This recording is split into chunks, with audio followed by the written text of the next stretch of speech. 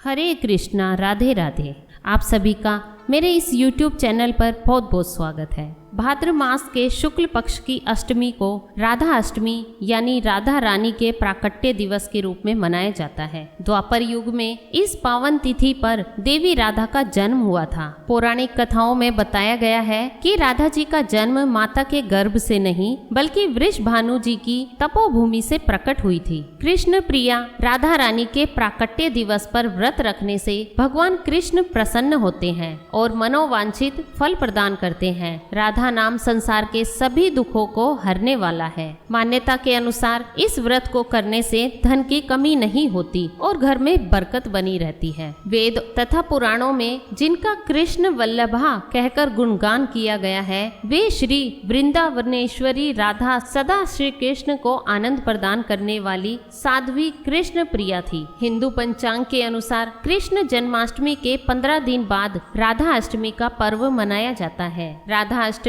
को राधा जयंती के नाम से भी जाना जाता है। इस दिन लोग व्रत रखते हैं और राधा जी की पूजा अर्चना करते हैं। इस साल राधा अष्टमी 4 सितंबर 2022 रविवार को मनाई जाएगी। धार्मिक मान्यताओं के अनुसार राधा रानी की पूजा के बिना भगवान श्री कृष्ण की पूजा अधूरी मानी जाती है। कृष्ण जन्माष्टमी की तरह ही राधा अष्टमी का त्योहार बड़े ही धूमधाम से मनाया जाता है। धर्मशास्त्रों में कहा गया है कि राधा अष्टमी का व्रत किए बिना कृष्ण जन्माष्टमी का व्रत अधूरा माना गया है। राधा अष्टमी यानी देवी राधा का जन्मदिन जिनके जन्म स्थल बरसाना सहित पूरे ब्रज भूमि में उत्साह पूर्वक मनाया जाता है। देश के दूसरे भागों में भी इस दिन व्रत रखते हैं। देवी राधा देवी माँ लक्ष्मी का ही अंश है जो भगवान श्री कृष्ण की लीला में सहयोग करने के लिए प्रकट हुई थी। राधा अष्टमी के दिन सुबह सुबह जल्दी उठकर स्नान आदि से निवृत्त होकर सूर्य देवता को जल अर्पित करें। इसके बाद मंडप बनाकर उसके मध्य भाग में मिट्टी या तांबे का कलश स्थापित करें। अब इस पात्र पर वस्त्रों से सुसज्जित राधा जी की मूर्ति स्थापित करें। राधा रानी का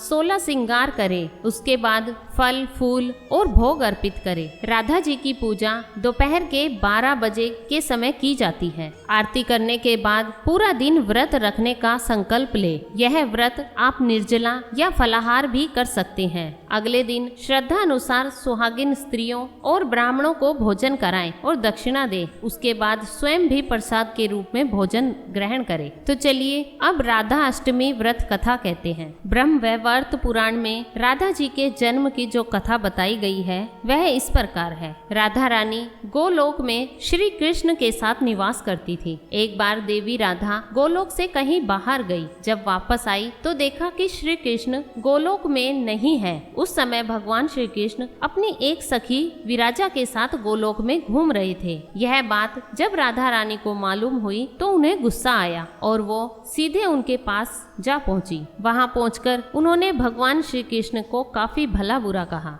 राधा रानी का यह व्यवहार भगवान श्री कृष्ण के मित्र श्री दामा को बुरा लगा और उन्होंने राधा को पृथ्वी पर जन्म लेने का श्राप दे दिया। राधा रानी को इतने गुस्से में देखकर भगवान कृष्ण की सखी विराजा भी वहां से चली गई। इस श्राप के बाद राधा ने बदले में श्री दामा को श्राप देते हुए राक्षस कुल में जन्म लेने का श्राप दे दिया। अब राधा रानी के द्वारा दिए गए श्राप के कारण ही श्री दामा का जन्म शंखचूड़ दानव के रूप में हुआ था। दानव में जन्म लेने के बाद भी श्री दामा भगवान विष्णु का अनन्य भक्त बना। वहीं दूसरी ओर राधा रानी ने भी पृथ्वी पर वृषभानु के घर पुत्री के रूप में जन्म लिया। लेकिन राधा रानी वृषभानु जी की पत्नी देवी कीर्ति के गर्भ से नहीं जन्मी थी। दरअसल जिस समय श्री दामा और राधा रानी ने एक दूसरे को श्राप दिया तब भगवान श्री कृष्ण ने राधा रानी से कहा कि आपको पृथ्वी पर देवी कीर्ति और वृषभानु जी की पुत्री के रूप में रहना है। इसके आगे भगवान श्री कृष्ण ने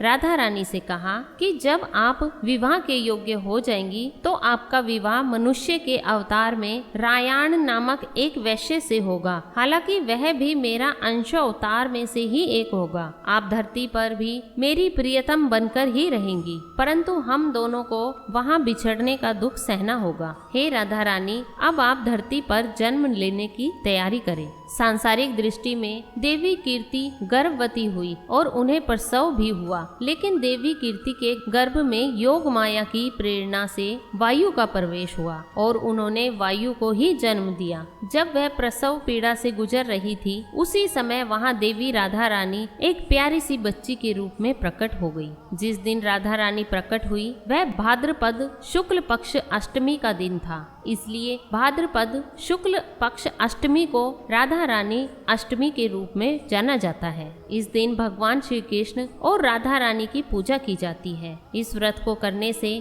हमें सभी सांसारिक सुख आनंद प्राप्त होते हैं। मान्यता के अनुसार इस व्रत को करने से धन की कमी नहीं रहती और घर में सदा बरकत बनी रहती है। बोलिए राधा रानी की जय। वीडियो अच्छी लगी तो लाइक करें और अपने फ्रेंड्स में शेयर भी करें। जिन्होंने चैनल सब्सक्राइब नहीं किया है वे इसी तरह की कथाएं सुनने के लिए चैनल को जरूर सब्सक्राइब करें और बेल आइकन भी हिट करें ताकि मेरी आने वाली सभी वीडियो का नोटिफिकेशन आपको सबसे पहले मिल सके। मिलती हूँ अपनी नेक्स्ट वीडियो में। राधे राधे।